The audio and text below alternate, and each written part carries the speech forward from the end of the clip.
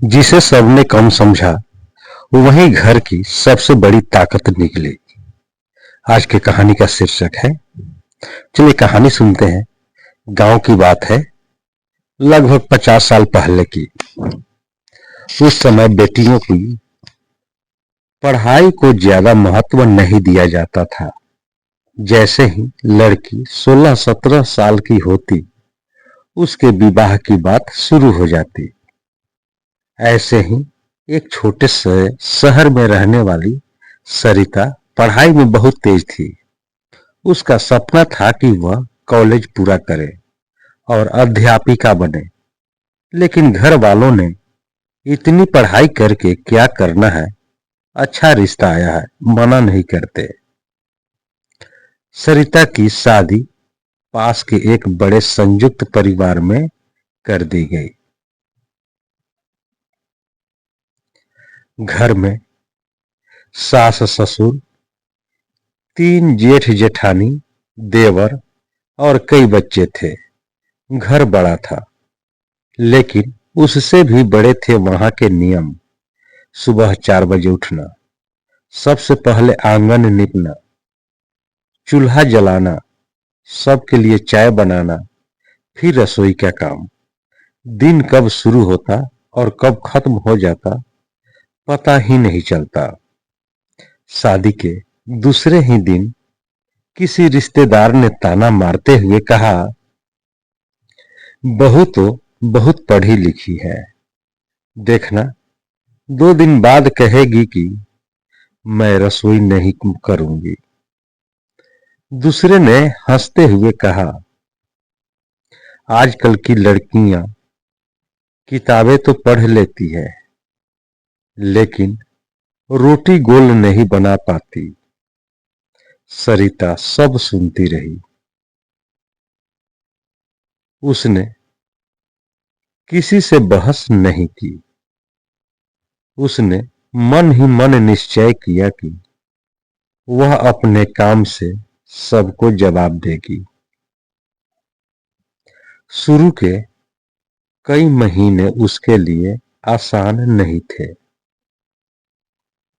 कभी सब्जी में नमक कम होने पर डांट पड़ती, कभी रोटी थोड़ी मोटी बन जाए तो ताना मिलता। तीनों जेठानियां हर छोटी बात को बढ़ाकर सास के सामने रख देती। माँ जी, इसे तो घर का कोई काम आता ही नहीं। दिन भर किताबों वाली अकड़ दिखाती रहती है।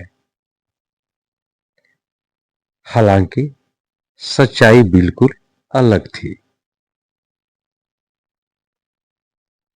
सरिता बिना किसी शिकायत के सबसे पहले उठती और सबसे आखिर में सोती। अगर कोई बीमार पड़ जाता तो रात भर उसके पास बैठी रहती। बच्चों की पढ़ाई भी वही करवाती। घर का हिसाब किताब भी वही संभालती। क्योंकि वह पढ़ी लिखी थी, इसलिए गांव के लोग भी उससे चिट्ठियां लिखवाने और सरकारी कागज समझने आने लगे।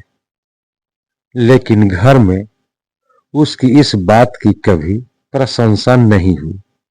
समय धीरे धीरे बीतता गया। सालों गुजर गए। सरिता 3 बच्चों की मां बन चुकी थी। उधर जेठानियों के बच्चे भी बड़े होकर अपनी अपनी जिंदगी में व्यस्त हो गए। अब घर की पुरानी सास बूढ़ी हो चुकी थी।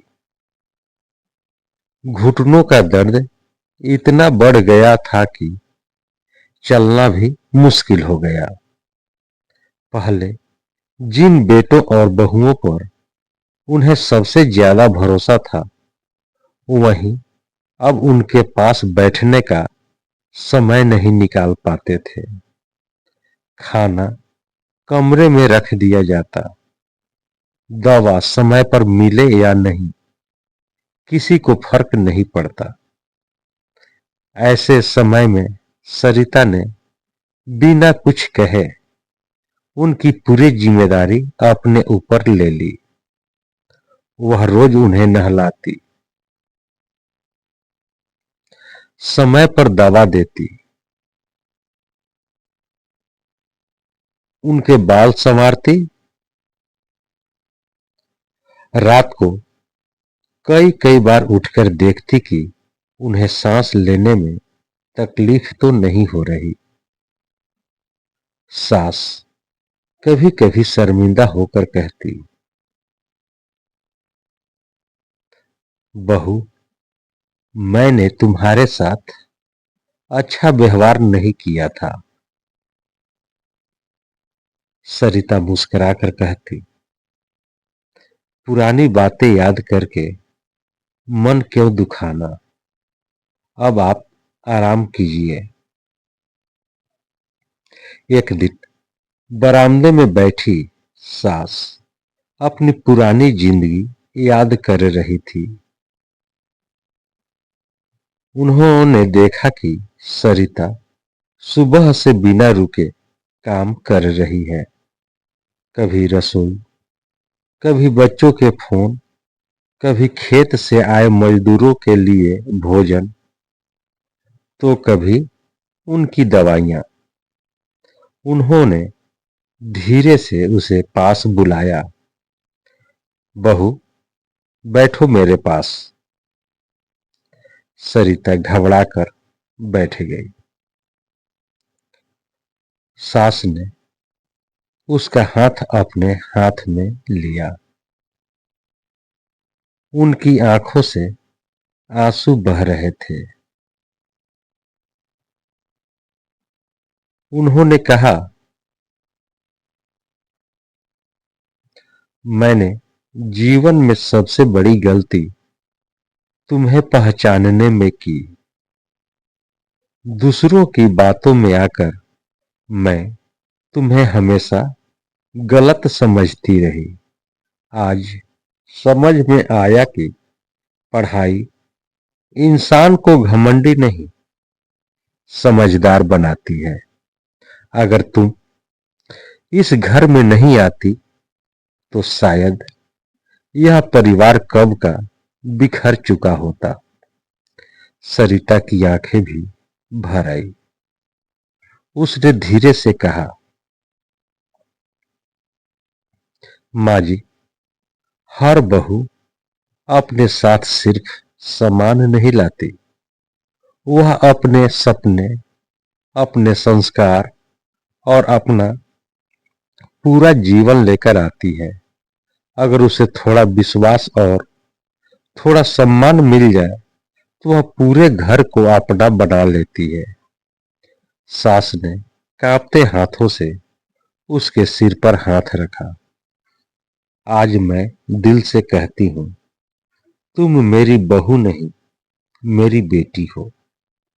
बरामदे में बैठे घर के सभी लोग यह दृश्य देख रहे थे। तीनों जेठानियां भी चुप थी।